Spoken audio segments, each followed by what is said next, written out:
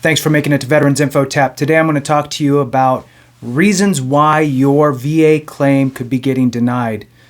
If that's something you're interested in, please hit the like button, subscribe, share it with a friend, throw in a comment. That really helps with the YouTube algorithm and helps get the word out to more of us, right? So if we're not taking care of each other, something went wrong. We've all chewed some of the same dirt, and we got to look after each other when it comes to this stuff.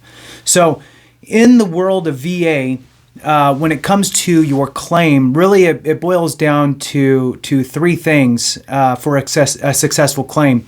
Now, there's obviously little pieces that kind of sliver off of each one of these main pillars, but the main pillars are really excluding reserves and National Guard, which I will do a video on soon. But for active duty folks, is you have to have your active duty time. That creates a window of opportunity. Now, the second thing is a diagnosed condition. We're all really, really, really good at self-diagnosing. That doesn't mean anything. You actually have to go to a doctor. The third thing is a nexus, a link between the two. The link is not that the military caused the condition, although that could be the case. The link is simply that the condition manifested during your time in service. Now, what I see happening when claims get denied is you would think, and especially for those of us that file our own claim, maybe we're going through eBenefits or va.gov and submitting our claim ourselves. You would think that, well, the VA has an entire healthcare system. I was in the military, or I am in the military and I'm getting out and I'm filing my claim. I'm going to file for things that I know I have wrong with me, and the VA has a healthcare system that could then diagnose me and go, hey, you have these conditions, or validate it, or what have you. And you may even get misconstrued a little bit because you'll hear of these C&P exams. Those are compensation and pension exams that are done by VA doctors or contracted out to a civilian provider. And that might even just kind of compound this thought that the VA is going to help us with this process. That is not the case. You, as the veteran, have to supply the VA with evidence of your condition that you're claiming. In other words, you need to submit medical evidence like a diagnosis, and maybe you have a prescription for something. You need to supply that to the VA. They're not going to do you any favors. And in fact, it's also important to note that the VA is a three-headed monster. It's got three specific silos within it. One is cemeteries, which down the road, hopefully. The other is VBA, which is the Veterans Benefits Administration.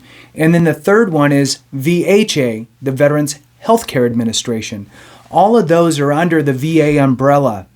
When you file for disability compensation through the VA, you are filing it through VBA, the Veterans Benefits Administration. So they're not getting it on the healthcare side. So they're not going to do anything for you in that world. So what I see a lot of times happening is people will file a claim and say, for example, I have a back condition, I have migraine headaches, and I have GERD, gastroesophageal reflux disease. It's my favorite example. So they can file for those, and you can file for that all day long. And you could not attach any medical evidence on that whatsoever because you know in your mind, well, I know I have migraines, and I know I have bad heartburn, GERD, and I know I have a back problem. Why do I need to go to a doctor let me just go see the VA doctors and they could get me squared away. They will deny you because you haven't provided any proof that you actually have those conditions. So that's the biggest thing, is providing that proof. So that's one of the things that I see.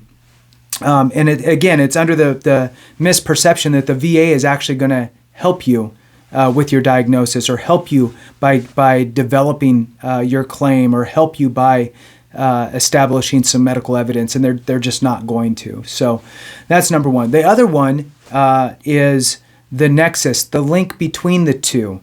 So you have to show that your condition manifested during your time of service. So sometimes I'll see folks that file a claim, and they're filing a claim for something they have a diagnosis for, but that diagnosis was out of service, and they're just saying, well, I've had it ever since I was in. I know I've had it since I was in. I just didn't get diagnosed until, whatever, five years later. So 5 years later, I get diagnosed for migraines, although I've had them the entire time I was in. And all I submit in my claim is just my diagnosis from 5 years after service.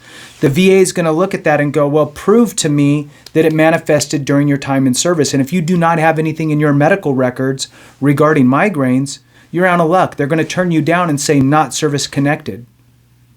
So you need to, as the veteran, build a bridge back to your time in service, even if you do not have any medical evidence in your file. I did another video on this where I talk about buddy statements and getting a letter from a family member, having your doctor provide a nexus letter, you writing your own statement. And these things can be done on what's called the 4138, which is a form that you could basically write your statement in and submit that as a statement in support of your claim.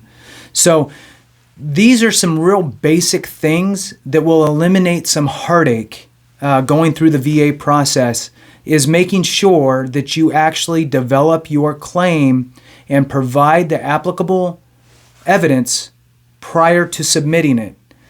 You don't want to be rapid fire with this. You don't want to just throw it to the wall and see if it sticks, because it's not going to stick if you don't have a nexus and you don't have a diagnosed condition.